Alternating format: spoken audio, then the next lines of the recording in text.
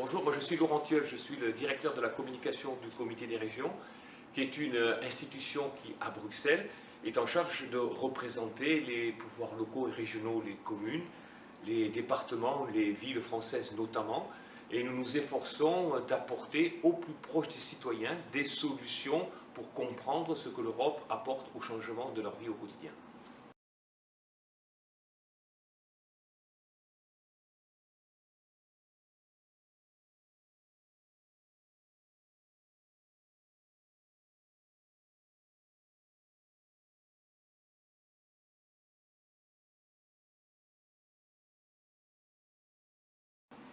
Je crois qu'à Bruxelles, nous sommes des communicateurs qui ne sont pas muets. Le problème, c'est qu'on ne choisit toujours pas les bons mots pour dire les choses que les gens attendent.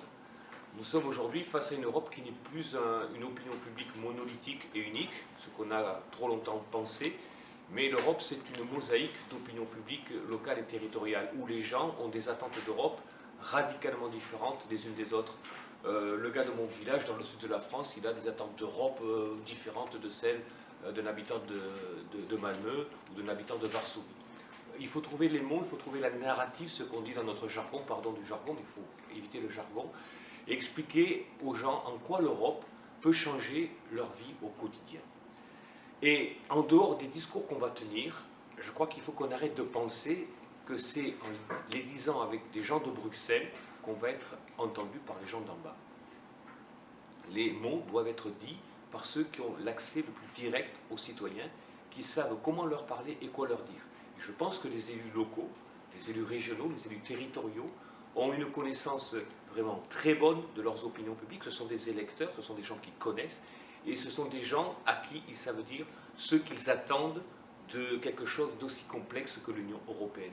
Et donc quand nous disons, nous, au Comité des régions, il faut décentraliser la communication, ce n'est pas pour se faire plaisir, mais c'est pour dire qu'il faut avoir une communication de proximité, multivisage. Il faut que l'Europe soit portée par des millions, des milliers, des millions de visages de communicateurs qui apprennent la narrative la plus simple possible, la plus accessible possible aux citoyens qui, aujourd'hui, ne croient plus à l'Europe qu'on leur présentait au moment de sa fondation, avec des valeurs, avec des idéaux qui sont dépassés, sur lesquels notamment les jeunes générations ont zappé.